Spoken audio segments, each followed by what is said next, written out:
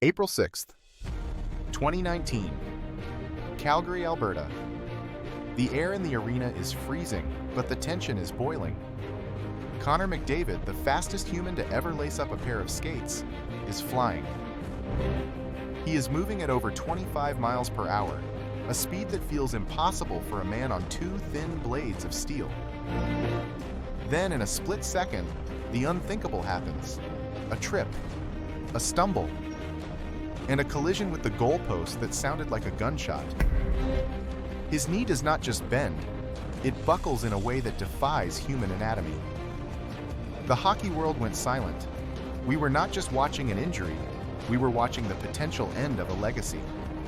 This is the story of how a human being shattered his foundation into 5 separate pieces, and somehow, against every law of biology, came back faster than the day he was born. I am Sebastian, physical therapist and performance analyst, and today, we are dissecting the biological miracle of Connor McDavid. Buckle up. This is the injury breakdown. The injury. To understand the comeback, we have to understand the physics of the ice. People often compare hockey to soccer or football, but the physics are worlds apart. On grass, friction is your friend. When you fall, the turf absorbs energy. It slows you down. But on ice, friction is nearly zero. At 25 miles per hour, McDavid was a 200-pound unguided projectile. When he hit that goalpost, there was no give. The post is frozen into the ground.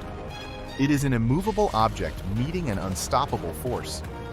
The energy of that impact did not dissipate. It traveled directly into his joint. It was the equivalent of a car crashing into a concrete wall without a seatbelt. His knee did not just tear, it exploded. The medical report was a catalog of disaster. A complete PCL tear. Medial and lateral meniscus tears. A ruptured popliteus muscle. And a tibial plateau fracture. To a normal person, that is a lifetime of limping.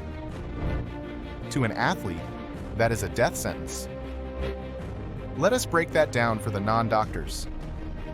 The PCL, or posterior cruciate ligament, is the seatbelt of your knee. It is the primary stabilizer that prevents your shin bone from sliding backward under your thigh. Without it, your leg is a house without a frame.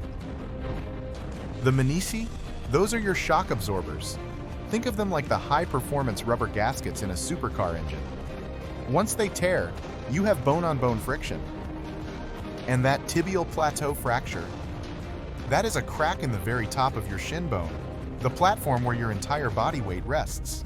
The heart of this story is not just the physical pain, but the mental trauma. In the locker room that night, the bravest player in the league was broken.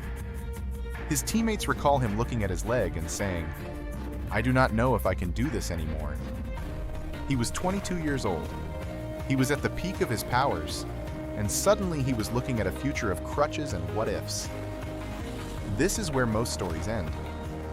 This is where the legend of Bobby Orr ended in the 1970s. Orr was the McDavid of his time, a generational talent who revolutionized the game. But back then, they just cut you open and hoped for the best.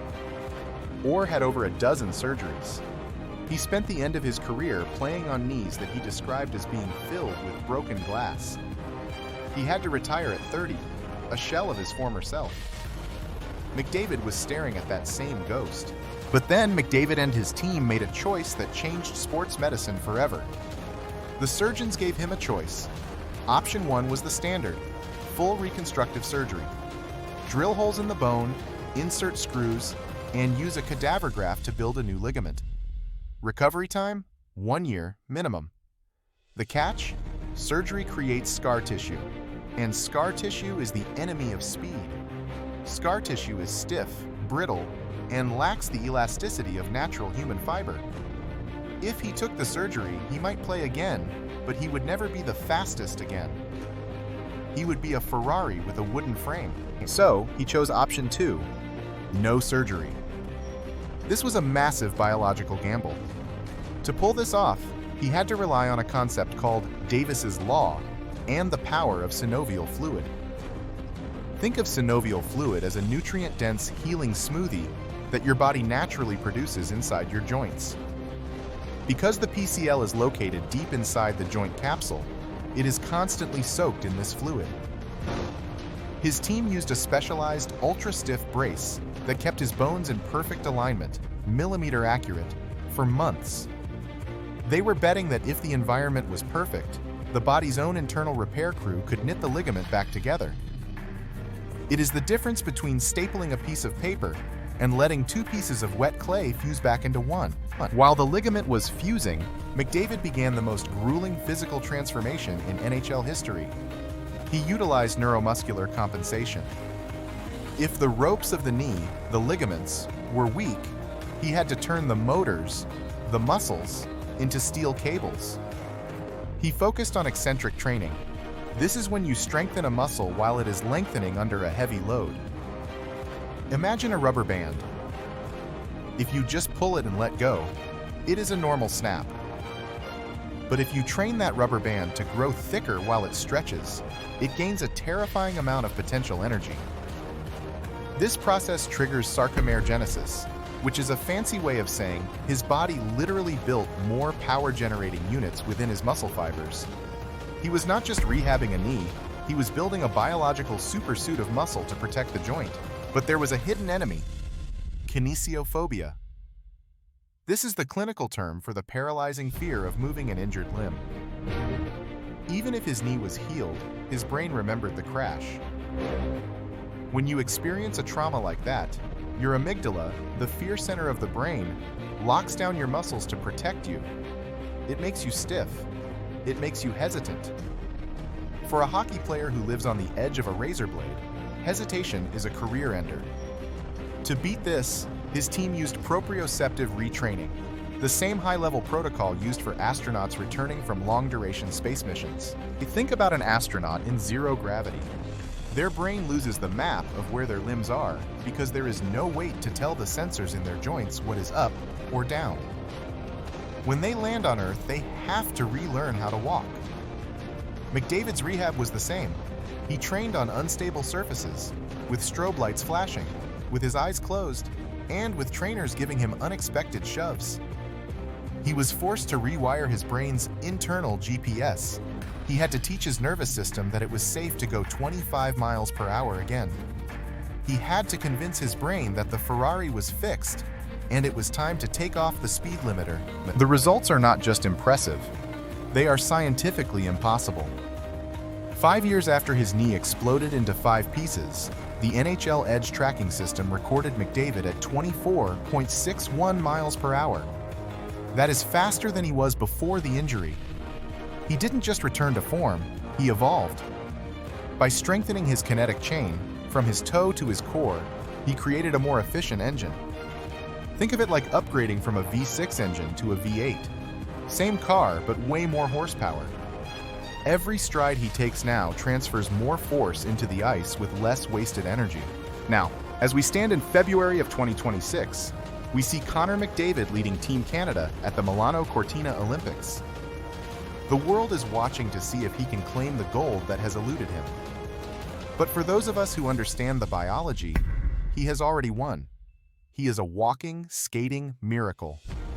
So what can you take from this?